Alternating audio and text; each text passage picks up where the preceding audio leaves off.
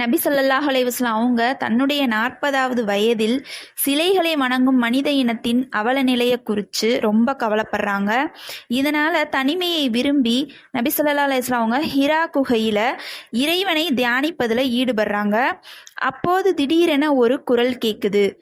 அவர் என்ன சொன்னார்னா, ஓதுவீராக அப்படின்னு சொல்றாரு. நபி ஸல்லல்லாஹு அலைஹி வஸல்லம் அவங்களுக்கோ எழுதவோ படிக்கவோ தெரியாது, எனக்கு வாசிக்க தெரியாது அப்படின்னு சொல்லிடுறாங்க. உடனே வந்தவங்க என்ன செய்யறாங்க, நபி ஸல்லல்லாஹு அலைஹி வஸல்லம் அவர்களை இறுக கட்டி மீண்டும் ஓதுவீராக அப்படின்னு சொல்றாரு. நபி ஸல்லல்லாஹு அலைஹி வஸல்லம் அவங்களோ நிதானமானவங்க, கோபம் கொள்ளாதவங்க. அதனால பொறுமையா மறுபடியும் என்ன சொல்றாங்கன்னா, எனக்கு வாசிக்க தெரியாது அப்படின்னு சொல்றாங்க.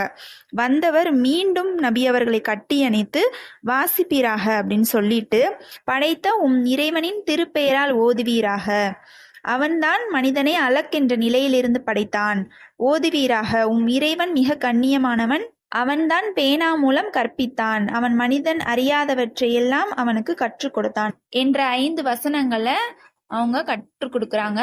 அதுக்கப்புறம் நபி ஸல்லல்லாஹு அலைஹி வஸல்லம் அவங்க ஓதுறாங்க.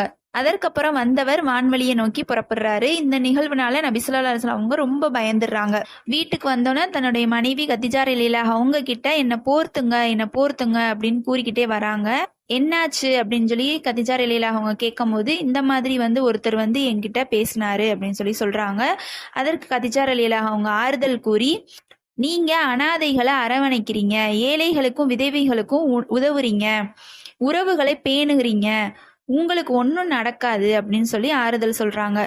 அதுக்கப்புறம் கதீஜா ரலியல்லாஹு அவங்களுடைய உறவுக்காரர் வரக்கத் இப்னு நௌஃபல் அவங்க கிட்ட போறாங்க. அவர் யாருன்னா, முந்தைய வேதங்களை படிச்சவர். அவரிடம் இதை பத்தி கேட்போம் அப்படின்னு சொல்லி போறாங்க.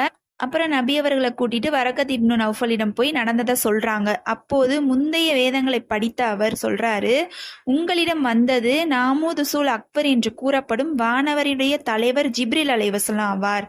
உங்களுக்கு அவர் சொன்னதை வேத வெளிப்பாடாகும்.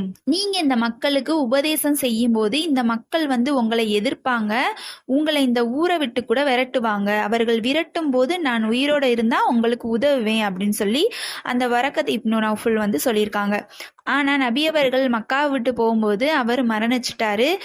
அதற்கப்புறம் தான் தன்னிடம் வந்தவர் வானவர் ஜிப்ரீல் அப்படின்றது நபி ஸல்லல்லாஹு அலைஹி வஸல்லம் அவங்களுக்கு தெரிய வருது. இந்த நிகழ்வு ஹிரா குகையின் மலை உச்சியில நடக்குது. இங்க இருந்துதான் அவருக்கு நபித்துவ பணி தொடங்குது. இங்கேதான் குர்ஆனுடைய இந்த 5 வசனங்கள் முதலில் இறக்கப்பட்டுச்சு.